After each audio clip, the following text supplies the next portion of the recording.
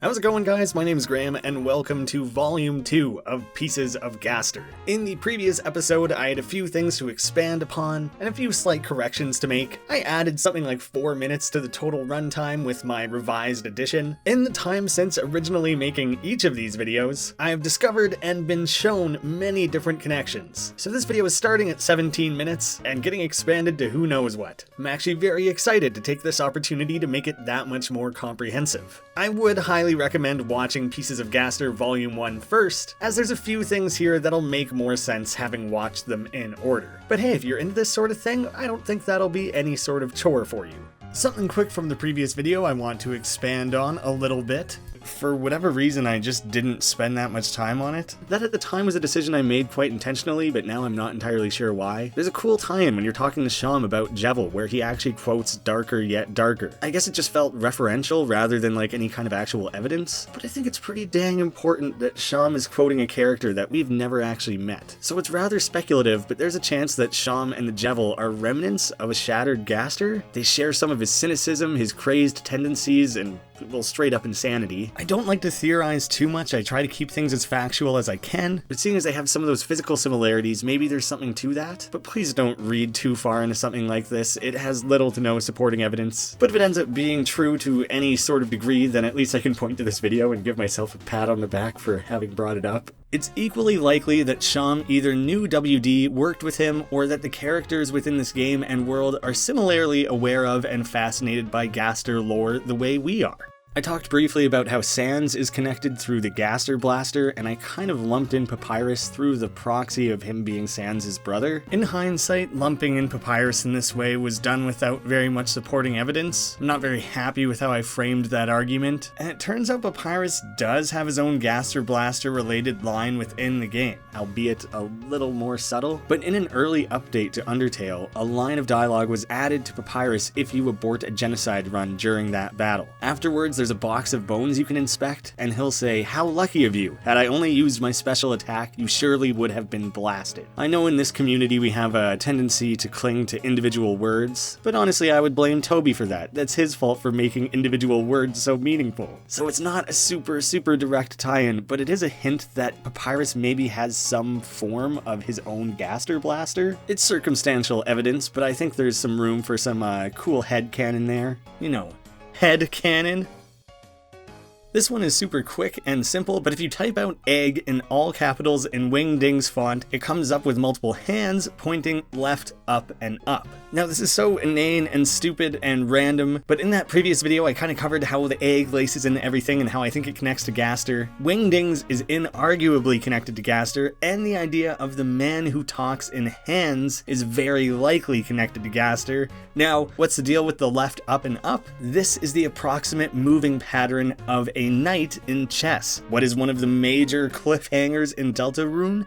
Who is the knight? Huge, repeatedly mentioned thing that we never get a firm answer to, and this stupid, deeply buried, for lack of a better term, Easter egg, or more accurately Gaster Egg, might actually point to the fact that Gaster is in fact the knight. I'm sure there's other ways to look at this, other ways to cut it, but I think that is simultaneously stupid enough and complex enough that it makes it easy to overlook, yet it's like the most glaringly obvious hint possible when it's right there in front of your face. I think that might actually end up being super important. It's also very rarely talked about. I only saw like 2 or 3 people bring it up, and I didn't really pay much mind to it at first, and then all of a sudden I decided to put a lot of weight into it. So I guess I'm just feeling it right now.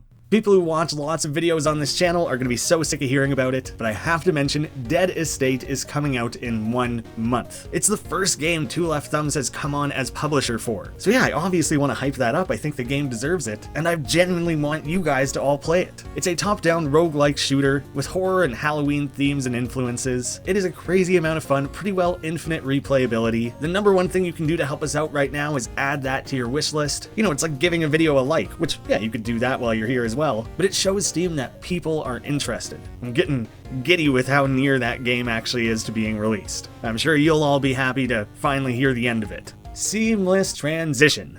This door to the hallway where we find Mystery Man is the same sprite as Sans' door, but recolored gray and minus the flames. This is also the same sort of doorway seen in Deltarune, seemingly used to teleport around and take shortcuts. There's the obvious significance of teleporting to this extra hidden room. There's an official Undertale blog on Tumblr, and it does a cool thing where they occasionally make posts from the perspective of characters within the game. The posts don't sign off specifically saying which character is talking, you kind of have to sort it out yourself. How the post is presented, their manner of speech, things like that. There are ones made by Toriel and Metaton, but there's one in particular titled Important Info. It's written in all lowercase the way Sans talks, and it has a little bit of a joke about having a bone to pick. I'll put the whole thing up on screen here if you want to read through it. I'm not going to read the whole thing, but those are the main pieces of evidence that this is coming from Sans. There's a line towards the end of it. Besides, it's rude to talk about people who are listening, right?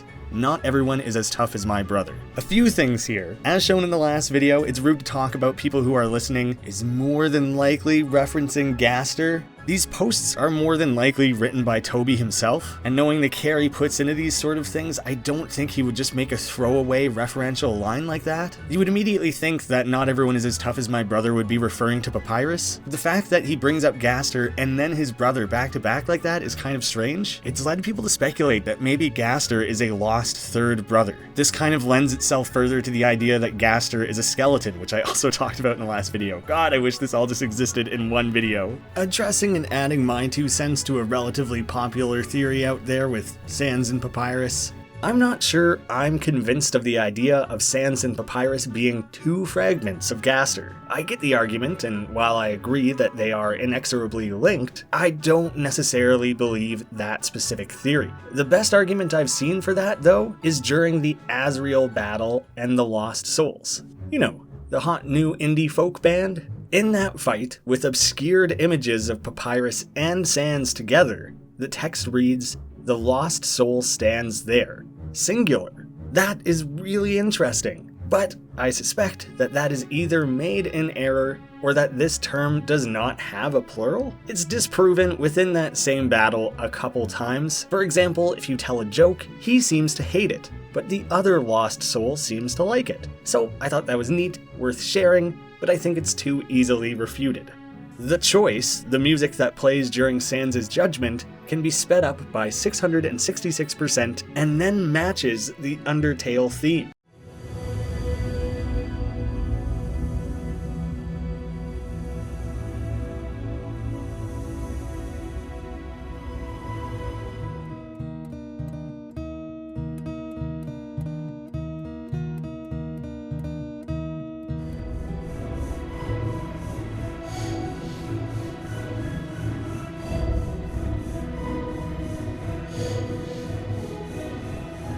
It's not the first time we've had Sans and Gaster and 6 so directly linked, but tying that in with all of Undertale's theme, that's pretty big. Looping this back around with the smile evidence from the previous video, and this idea that Gaster is a part of the skeleton family, the don't forget photo with 3 people says that they're all smiling. Skeletons can't not smile. Just a quick refresher on that point there. It also quickly brings up Shyren's lower half. People had already started speculating about that a little bit at this point, so this was just kind of throwing more fuel into the fire, and also directly addresses the fact that we kind of should be reading into these blog posts more. They obviously aren't meant to be throwaways, so it's not crazy to craft a theory around one. And using this very same blog post to further tie things together, Shyren as a monster is just kind of that head that we're seeing, and that little bit off to the side is likely the fish's tail. This bottom piece is referred to as the agent. It's a totally separate sprite and entity. There's way more going on surrounding that. But if when battling Shyren you hum repeatedly, eventually there's this dialogue about the monsters gathering around to hear the song, and Sans starts selling tickets on toilet paper. But if instead you're doing a genocide run, it has the line, "A hooded figure watches the commotion from afar." The only 2 characters we know of with hoods are the river person and Sans. And now technically Ralsei, but at the time that the game was released and this blog post was made, that's a clue or a piece of the puzzle that we wouldn't have had to work with, and it's kind of presented in a way that you have everything you need to kind of see the significance of this, so I'm excluding that character. There's some very particular inherent link between Shyren and Sans. There are very lengthy forum discussions of people trying to solve this. Here I just think it's interesting, and it adds one final piece of evidence to the idea that this post was written by Sans.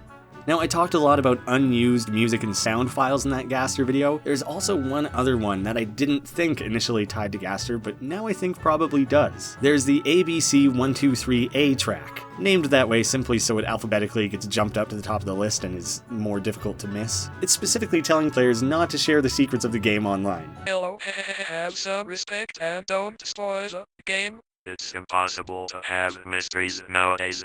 Because of nosy people like you. Please keep all of this between us. If you post it online, I won't make any more secrets. No one will be impressed. It will be your fault.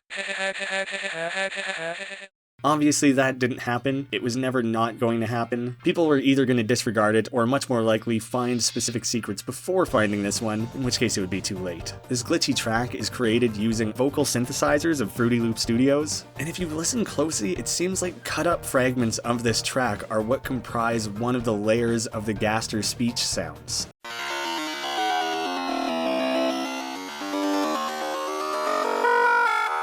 And in one of the first updates to the game, version 1.001, this sound file was completely replaced with a choppy arrangement of synthesized laughter.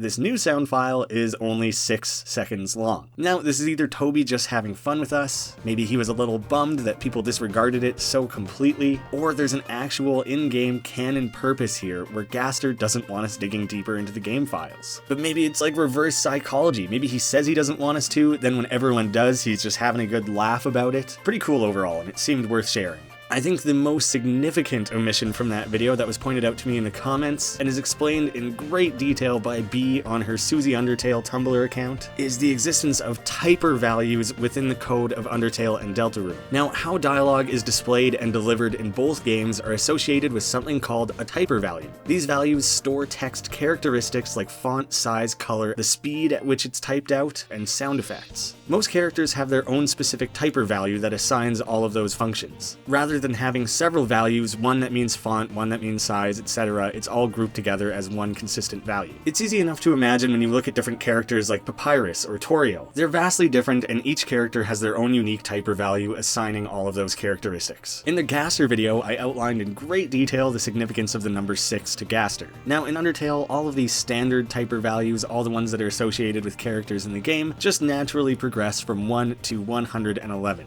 Their number and order is probably pretty well just determined by the order they were added into the game. There's one very important exception to this. Entry 17, with its glitchy sounds, wobbly text, and wingdings font, is called up through a typer value of 666. Now, this is a very specific usage. This exact sound and font and all of that doesn't exist anywhere in Deltarune. At least not together like this as its own typer value. But that game does still have a unique 666 typer value. It's used throughout the character creation intro sequence, up until will now be discarded, no one can choose who they are in this world, which uses a typer value of 2. And now, through this 666, entry 17 is connected to the character creation. I already had a lot of supporting evidence of how the character creation largely connects with Gaster, so this is huge. It's yet another way that 666 and the character creation and Gaster are all mixed up together. It's also very cool that the character creation is cut short by someone else. This is the only place that the typer value of 2 is used, so we can't even point to a specific character within the game to highlight who may have interrupted. We just know it was some third party that wasn't us and wasn't who we can presume is Gaster running the character creation. Guys, this is a game changer. Thank you so much, B, for pointing this one out to me. It's so cool. It was so dedicatedly researched and well explained. Thank you so much for that. I'll have a link to that Tumblr account in the description. I never would have figured that stuff out on my own, so credit where credit's due. Thank you for that one. It's awesome. There is a crumpled note in Alfie's trash can, written in all capitals, which itself doesn't tell us much. Gaster's writing so far seems to be in all capitals, going largely off entry 17. I know what you did. The more important part of this puzzle is the description of the note being written in a strange kind of handwriting. It must not literally be wingdings, or else we wouldn't read it at all. This is the same sort of massive hint given with the handwriting in Sans' workshop. But we do seemingly have an instance where Gaster writes in a more normal fashion. This can be pieced together with the timeline of Alphys herself joining the lab. Looking at the true lab entries, number 1 through 8, as well as 14 and 15, properly capitalize the starts of sentences. Everything else is written much more informally. This could indicate the same person in a rush or an altered state of mind, but Undertale is very particular about how it presents fonts to reflect individual characters. We actually work backwards through a bunch of optional content in Undertale to better understand who wrote which of the true lab entries. Thank you to Maroon Knight in the comments for setting me down this research tunnel. Before Mettaton became the robot we see in-game, they used to be Napstablook's cousin and neighbor, Hapstablook, the name being confirmed by Papyrus. Undyne refutes this and he makes a joke about it being headcanon, but in the game files it's literally titled Hapstablook Room. By accessing their house, we can read several diary entries that detail meeting Alphys and receiving their body. Pair this with a few true lab entries, some dialogue from Caddy and Bratty, and we assemble the following timeline. In Lab Entry 6, Asgore has asked for all the fallen monsters to be brought in. The experiments conducted by the scientist at this time resulted in the destruction of these monsters and the creation of the amalgamates. That plays out over multiple entries. Hapstablook's first diary entry is a mention of Shiren's sister, who fell down. We know that they, Lemonbread, end up surviving, or at the very least, aren't fully dead. So this must have happened after True Lab Entry 6, or else they would have been rounded up with the rest. The last few diary entries detail meeting Alphys in a human fan club, and how Alphys offered to make them their new body, which would become Mettaton. Caddy and Bratty describe Alphys making Mettaton's body as a favor, and using that as a means to impress Asgore, who then hired her to work in his lab. There's a little bit of overlap there with Alphys working at the lab during the eventual creation of the amalgamates, but it confirms that at a minimum, those first 6 lab entries came from someone else. We start to see these all lowercase true lab entries that refer specifically to being friends with Mettaton, Asgore buying them a teacup that looks like them, and eventually moving to live in the garbage dump, all of which directly link these entries to Alphys. We're fairly confident that Sans also worked in the lab, but not specifically when. Maybe he joined up after Alphys was left on his own. He also very consistently writes in all lowercase, which holds true even in those Tumblr posts. Knowing that these later entries are definitely Alphys, and piecing together that some of the early ones were as well, we have 2 distinct authors, Alphys writing 9 through 13, and 18 onwards. We know that Alphys joined later, we don't have a timeline for Sans, maybe he never wrote in the journals. We know that Gaster had access in order to write entry 17, and considering the 2 distinct voices, and the fact that Alphys had to replace someone, entries 1 through 8 are probably straight from the mind of Gaster while he was the royal scientist, right up to and including his failed final experiment. The original Hidden and Buried entry 17 was likely written by Alphys. Gaster's own entry 17 is the sketchy Wingdings one we eventually discover. All of this really seems to confirm that that final note on what do you two think is definitely Alphys and someone. There could be a chance that is Sans. There's a lot pointing towards that, and it would be very clever to have 2 characters that speak in lowercase mixed up in this in a way where it's difficult to decipher who is saying what. Some viewers turned me on to Captain Hype's Gaster videos, a French YouTuber who has done their own in-depth research on all things Gaster. Obviously, with us reaching from the same well of information, we largely found the same evidence. I watched their videos with auto-translate on, so I think I got the gist of it. A few things really didn't come across. A lot of it was just different interpretations of the same things I've shared, but a cool one they had, that I did not, was a tweet from Toby mere days after the launch of Undertale. Players had been messing around with the fun values, which Toby alluded to. This is confirmed to be Toby's old Twitter tag, by the way, even if it looks like random nothingness. A user had commented on their experience with the genocide route and wanting to undo their actions. Toby left a cryptic response that seemed to tease some cool in-game things. You've all seen the happiest outcome. Neither of them could fix the machine, no matter how hard they tried. No one can. Captain Hype and his researching team theorize that this is the machine we see in Sans' lab, with a sheet draped over it. Adding my own context, Neither of them could again have been any combination of Sans, Gaster, Alphys, and potentially some other scientist. Gaster had a very specific task assigned by Asgore, using the power of souls to free monsters. There's a chance he always had his own agenda, or that his ambitions changed. We don't have a lot to hang this on. I'm really guessing here, but he could have been trying to undo some tragic event, either with his own family, or trying to undo the disastrous failure of the amalgamates that sent Gaster into a tailspin. Side note, entry 14 is so incredibly telling. Everyone that had fallen down has woken up.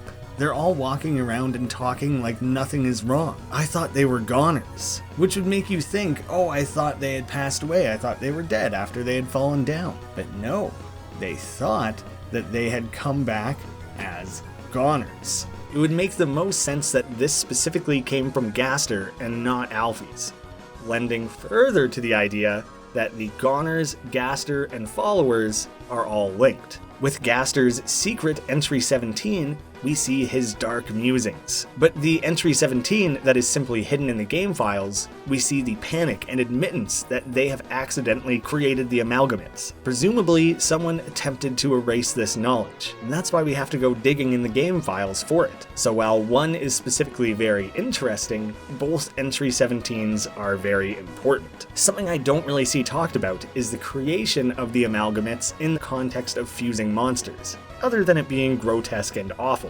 I see an extra layer of interest here in that, presumably, Alphys just learned that injecting determination can be used to fuse monsters. If Gaster truly is shattered, this could be a useful tool for making him whole once again. This is kind of a double whammy thing, because it's something directly related to Gaster, but it's also building off the idea that Gaster is the architect behind the events of Deltarune, that he might be the one creating that world during the opening sequence. The core is something created by Gaster when he was working as the royal scientist. There are these little pillars around the core, and when you look through the files of the game, these are referred to as darkness totems. Their exact role isn't precisely known, but they could exist to create some sort of balance between the known world and the dark world. There's the whole idea that Gaster fell into the core, shattering his body across time and space. Maybe this resulted in the creation of the dark world, or maybe it simply sent a piece of him to the dark world. There's not enough evidence to state anything factually here, but it appears to be another piece of the puzzle of how the core, Gaster, and the dark world are all interconnected. A quick important note when I was talking about Gaster's followers, it's very interesting that all of them are found in Hotland, and that this is also how we access the core. The core clearly is very powerful and does a bunch of crazy things, including manipulations of time and space. Just to make sure we're on the same page, we have these 5 fully monochromatic characters. 3 of them we know are followers, those are the ones found near Hotland, and then we have the 2 others who kind of thematically, stylistically match, but they are instead goners. But all 5 of them are clearly intermingled in this way. I'm probably going to collectively refer to them as followers, but yes, they are distinct. The way the followers kind of appear and disappear, blipping in and out of time and space, and this appears to only be happening in proximity to the core. There's like a very clear fracture in space happening near this area, made even more interesting by the fact that we have these darkness totems, and multiple of these followers show up in Deltarune in their normal non-gray follower state. And now tying things back to that ABC 123A track, we hear 7 unique voices talking. Typically 6 has been a very important number surrounding Gaster. This is quite speculative, but what may be happening here is that we have Gaster and his 6 followers. We have met 5 followers in the game, and seemingly we are creating the 6th follower at the beginning of Deltarune. It was touched on briefly in the last video with the connection between the Goner assets during this creation and the Goner Kid and the Goner Clam, but now it just kind of comes together a lot more clearly. My brain is like geeking out really hard, really hoping that that has some significance. I guess we're gonna have to wait for the full game to see if that's built on at all. Seems really important. While we're talking about the goners and followers, it's a good opportunity to discuss fun values in greater detail. We encounter the 3 followers at 61, 62, and 63. We have the sound test room at 65 and Mystery Man at 66. We are very notably missing 64. Is there anything special about 64? 8x8 is 64, 2 to the power of 6 is 64, which by the way, typing both of those out was fun because the asterisk is also the 8 key and that exponent key is also the 6 key, so you end up just typing 888 with a shift in the middle and 266 with a shift in the middle. That's just me enjoying myself. The 2 to the power of 6 is maybe the most meaningful possibility because 6 is again important to Gaster. 64 is important both for computing and programming. Mathematically, it has a few quirks, but nothing that exciting. It's the smallest number with exactly 7 divisors, which most people, including me, don't know what that means without looking it up. But I'm planting here and now in case we learn that Gaster was divided into 7 pieces or something. It is also the index of Graham's number, which I throw out there for my own sake. Yay me, I matter. Graham's number, boring. Graham games, loads of fun. This is buried pretty deep in this video at this point. But yeah, maybe go check out my Let's Play channel. It was recently rebooted, it's still relatively new, but it's very highlight focused, and so ideally you can watch any video in any order and still enjoy yourself. I'll have a link in the description. That's some pretty lame, nerdy math stuff though. Who cares about that? Let's get back on track with this. If you want to read into numerology, i.e. horoscopes for numbers, and regardless of if you want to read into it, we're gonna, 64 is considered a number associated with, get this, self-sufficiency, the well-being of family, and determination. It's fun to add meaning to things that probably wasn't meant to be there. Probably the biggest thing that I could come up with is that there are 64 squares on a chessboard, something that is made more significant with the context of Deltarune being filled with game boards, especially a few actually checkered places, and the attention being paid to chess pieces throughout, especially the elusive knight. My other examples border on just plain jokes, but the connection of 64 to chess could be incredibly important.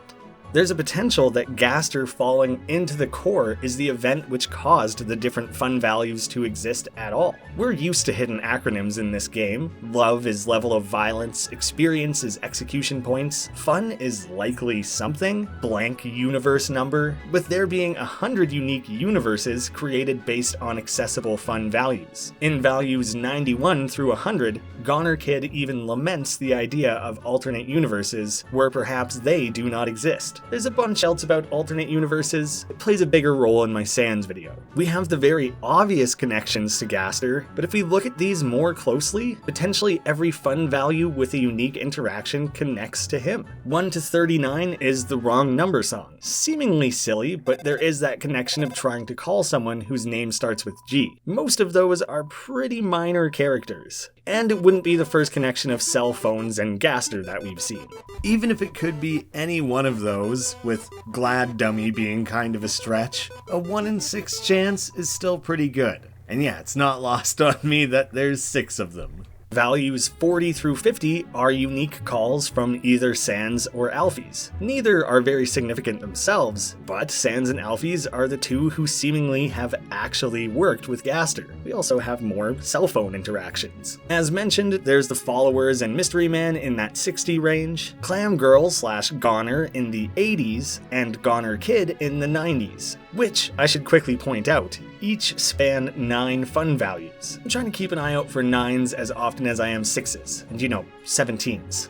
Pretty much every number. And then going even further than that, G's are as close to a 6 as you can get while still being a letter. The only oddity is the Nightmare mode at 56 and 57. All this value does is add this silly Nightmare Snowman to the word search puzzle. The only thing I can think here is that Ice-E is never even seen elsewhere in Undertale, whereas they have a very notable presence in Deltarune. There's maybe some bleeding between worlds happening here. I'd be curious if anyone else has any other ideas of what might be going on with those numbers and this creepy snowman. Toby has also been adamant that everyone's experiences with Undertale are canon, and that they are all really playing their own unique instance and universe. So fun could simply be one of thousands of variables affecting this minutely different universe, even if some only differ by fractions of a second spent on a task, or walking one step further to the left than someone else. So fun might not be as on the nose as universe number. After all, we know that it itself can be sliced further with fun values, typically not guaranteeing an event. Sure, you could get a fun value of 66, but there is then an independent percent chance of actually encountering Mystery Man.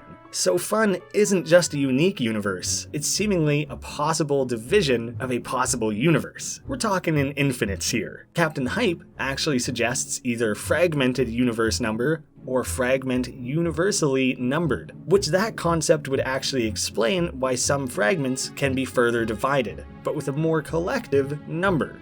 I don't need to fully re-explain the man hiding behind the tree in Deltarune's secret room, but I did want to add something rather silly onto that. We access this hidden room by repeatedly entering and exiting this part of Deltarune's map with the flying Starwalker and the bell used to chase them off. This secret room has a random chance of occurring, although it's not linked to fun values as they don't seem to be present in this game, or any other equivalent. It can be randomly accessed on any game file, and we're left to question, why here? Redditors have pointed out the funny connection of the bird and the bell, perhaps each referencing a wing and a ding. That's pretty obtuse, but it's also so logical and so hilarious all at once, I can't help but kind of buy into that. So that's quite silly, I thought it was fun to add, but now we can talk more about some serious theorizing. Using this man behind a tree and his gifted egg as a jumping off point, I now want to talk about something new. I am leaning very heavily on the research done by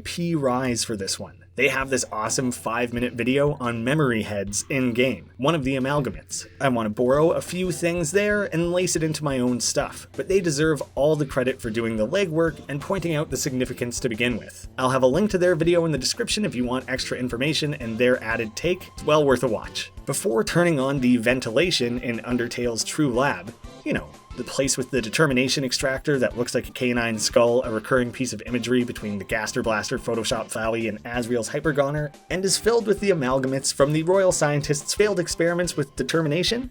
Yeah, that lab. The spooky place that's critically important to Gaster. Anywho, we can wander around in that thick fog and interact with the refrigerators in this foggy room. There's something here. It feels warm and moist. Something in the shape of a man. It feels like it's breathing. It feels like a treat, ripe with delicious fruit. We seemingly have another instance of a man hiding behind or around a tree. And perhaps there is some significance to the way these refrigerators have this cryptic dialogue, the same way that Asgore's fridge is closely linked to Deltarune's hidden egg. I don't think refrigerators are inherently magic or anything. Technologically, I guess they kind of are, but it seems like more of a thematic connection. Memory Head is seemingly the only amalgamate that isn't made out of recognizable monsters. It's just a goopy pile of horrific faces. Interestingly, it has a face-based attack that looks a lot like the spooked Mystery Man. The game files refer to them as freak bullets. One of the special attacks this being has is the ability to add a piece of itself into your inventory, which is labeled as bad memory. Consuming it hurts the player, unless you have 3 HP or less, at which point it acts as a full heal. They also like to repeat the phrase, "Come join the fun." Fun isn't capitalized, but I wouldn't totally discount the significance of that. Rise goes a lot further with this information from here and makes some really cool links to themes within the game and how that might be built on in Deltarune. So please don't think I've spoiled their full video. I borrowed like 2 of those 5 minutes. So still, give it a watch. I want to draw some further links behind the character hiding behind trees. A creepy, inexplicable amalgamate that uses the Mystery Man face, being gifted an abstract piece of oneself with a mysterious purpose. Our gift of the egg with its baffling properties of teleportation and duplication. Gaster seemingly being shattered across time and space, and this particular follower claiming to hold a piece of Gaster that itself is kind of egg-like. Coupled somewhat tangentially with the warning from the river person to beware the man who speaks in hands. We've come to commonly associate that with the use of Wingding's font, but this is something that physically speaks from within someone's hands. They are speaking in hands. Also, I don't know, Papyrus has an egg, and Temmie, there's a lot of eggs. I'm not certain all of them are literal eggs. Or any of them? I don't know anymore. Sans bakes a quiche? Let's move on from eggs for a minute. I have some of my own stuff I want to build on with Memory Head. This being appears to have 6 unique sets of eyes. That is obviously important. Some of them even have little streaky bits, but they're not as well defined as Mystery Man. There is this one stray bone to the side, a lot like a spinal cord, linking all of this somewhat to the Skeleton Brothers. It all kind of comes together to give Memory Head a vague appearance resembling a brain. Which I guess, in a reductive way, a brain is simply our head's memory storage. The memory heads, as it were, are constantly glitching out, with their sprites tweaking, text not appearing properly, and these random strings of red text. They supposedly smell like batteries, and only speak normally when interacting with it using the cell, claiming that we hear voices coming through the receiver. Most other interactions instead lead to these dial-up sound effects, which are not precisely what we hear in Entry 17, but people commonly compare the two. We know that connections in general are important to Deltarune. Why not use a direct internet connection? And the cell phone has added significance, especially with how it interacts in Deltarune, playing the Entry 17 sound effect. There's a lot of stuff going on there, with a character I never really paid much mind to. One thing this enemy asks is lorem ipsum docet. Lorem ipsum itself is a publishing joke, as it's used as placeholder text. It doesn't really mean anything by itself. So this may have just been Toby having some fun. Some stray Latin, looks kind of cryptic and mysterious, but people who know more about this than me have said there's more of a play on it than just that. The full usage, lorem ipsum docet, translates roughly to pain teaches. Perhaps the learnings gained from a bad memory, especially when someone is on the brink, 3 HP brink, or perhaps it's a reference to accepting pain and seizure in the Deltarune opening segment. As more of a simultaneous theory and Easter egg and evidence, Memory Head resembles Earthbound's final battle against Gigas. The music in this battle takes samples from the Gigas battle, and the flavor text, "But Nobody Came," also build off that reference. We know Toby is a big Earthbound fan, what with the Halloween hack. There's other references sprinkled throughout, so they may seem like fun Easter eggs, lowercase fun, with Toby obviously being a huge fan, but the sounds and aesthetics were also repurposed for the same Goner Maker sequence of Deltarune. It's unclear exactly what all is being said with the Memory Heads, but their role and purpose in the larger story of this world is clearly significant. I can't speak to this one myself, so I basically just have to read you the word-for-word comment from user Lavos. They had an interesting note to add about Chrono Trigger. Gaster's theme sounds remarkably like the beginning sealed door from Chrono Trigger.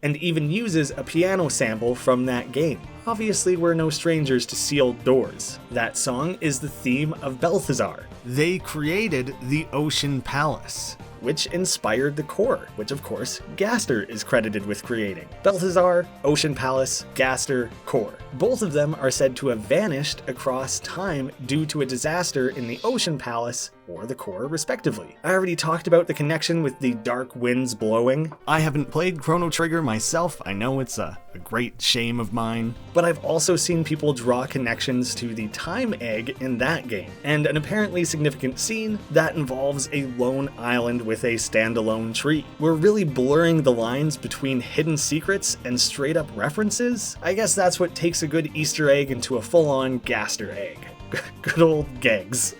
Going back to that vessel creation, one of the most direct connections to Gaster is the song in the background being another hymn. The all-capitalized hymn is something also very heavily tied to Gaster. And while we're chasing this idea of maybe creating another Gaster follower, and we have characters like this saying that they're carrying pieces of Gaster, if we're making another hymn and we're making a vessel, then perhaps we are making something that can house a piece of Gaster. I hope you guys can follow my logical through line on that one. I'm not saying this specifically is related to Gaster, but it's not the only time we seem to have an example in this game of something housing themselves within a vessel of sorts.